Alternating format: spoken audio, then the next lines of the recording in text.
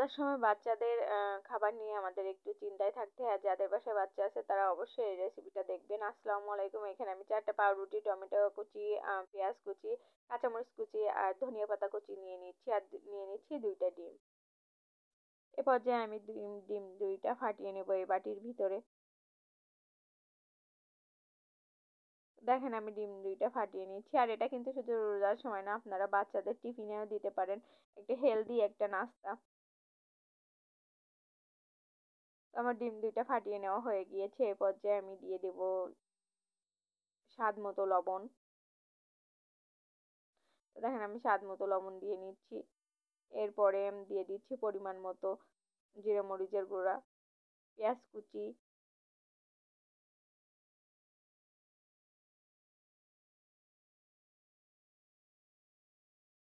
এখানে আমি একটা পেঁয়াজ ব্যবহার করছিলাম। তো দেখেন আমি টমেটো কুচি দিয়ে দিচ্ছি, আর কাঁচা মরিচ কুচি, ধনিয়া পাতা কুচি। ঠিক আমরা ডিমের অমলেট যেভাবে তৈরি করি সেরকম ভাবে খুব সহজ একটা রেসিপি আমি আপনাদের সাথে শেয়ার করতেছি। তো আমি একটা এই কাঁটা চামচটা দিয়ে খুব সুন্দর করে ডিমটাকে ফাটিয়ে নেব। আর আমি এখানে 2টা ডিম ব্যবহার করছি, মানে 2টাই যে ব্যবহার করতে হবে এমন না, আপনারা চাইলে একটা ডিম দিয়েও করতে পারেন। তো অনেক টাইম নিয়ে আমি খুব সুন্দর করে ডিমটা ফাটিয়ে নিয়েছি। দেখতে পাচ্ছেন আমার ডিমটা ফাটিয়ে নেওয়া রেডি হয়ে গিয়েছে। এবার আমি চলে যাব চুলাতে। চুলার উপরে একটা ফ্রাই প্যান বসিয়ে দিয়েছি। ফ্রাই প্যানটা গরম হতে দিয়েছি, আর এর ভিতরে দিয়ে দিচ্ছি তেল। তেলটা গরম হয়ে আসুক। আর ও হ্যাঁ, আগে বলে দিচ্ছি, আমার প্যানটা নিয়ে কেউ বাজে কমেন্ট করবেন না। অ্যালুমিনিয়ামের জিনিস একটু লাল হয়ে যায়, যারা ব্যবহার করে তারা বোঝে। তো তেলটা গরম হয়ে যাওয়ার পরে আমি ডিমটা দিয়ে দিচ্ছি কড়াইতে, মানে প্যানে। তো দেওয়ার পরে কাঁটা চামচ দিয়ে খুব সুন্দর করে চারিদিকে পাতিয়ে দিচ্ছি, মানে আর কি ছড়িয়ে দিচ্ছি। তো এ পর্যায়ে আমি পাউরুটিটা খুব সুন্দর করে সাজিয়ে নিচ্ছি। তো দেখেন একে একে আমি কিন্তু 4টা পাউরুটি সাজিয়ে নিচ্ছি। সাজিয়ে নেওয়ার পরে কিছুক্ষণ ভেজে নেব। আর এ পর্যায়ে আমার তলাটা কিন্তু ভাজা হয়ে গিয়েছে, মানে ডিমের নিচেটা আমার খুব সুন্দর করে ভাজা হয়ে গিয়েছে। আমি অনেকক্ষণ ধরে চেষ্টা করতেছি যে আস্ত কিভাবে উল্টাবো, কিন্তু আমার দিয়ে সম্ভব হলো না। তো যাই হোক, আমি এভাবে কেটে নিচ্ছি, যেহেতু আমাকে কাটতে হবে তো আমি এভাবে কেটে নিচ্ছি। আর এভাবে কেটে নিলে কিন্তু আপনাদের উল্টাতে সুবিধা হবে। এই তো দেখেন আমি একটা উল্টে নিয়েছি, এবার আরো একটা উল্টে দিব।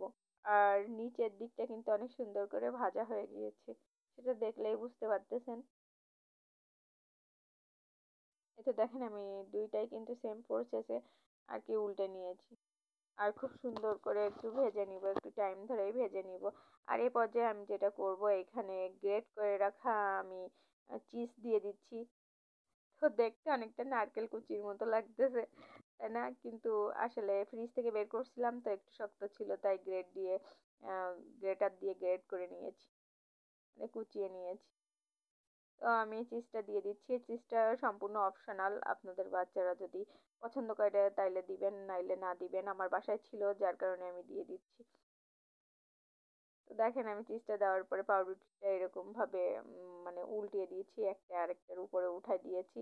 আর আমার একটু বেশ টাইম লাগবে, যেহেতু চিজটা একটু গলবে। তো আমি এর ভিতরে একটু তেল দিয়ে দিচ্ছি, যার কারণে খুব সুন্দর করে নিচটাও ভাজা হয়ে যাবে পাউরুটির। আমি বেশ কিছুক্ষণ রেখে আমি পাউরুটিটা উল্টে দিয়েছি। আর দেখেন নিচেরটা কিন্তু আমার খুব সুন্দর করে ভাজা হয়ে গিয়েছে।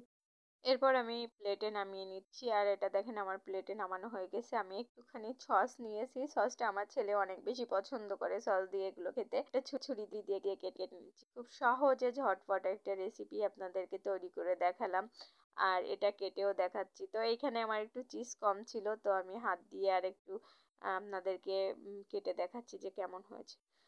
তো অবশ্যই অবশ্যই কমেন্ট করে জানাবেন আমার রেসিপিটা কেমন হয়েছে। আর অনেক দিন পরে ভিডিও ছাড়ছি, আর এত যে ভালোবাসা দিচ্ছেন তার জন্য অসংখ্য ধন্যবাদ।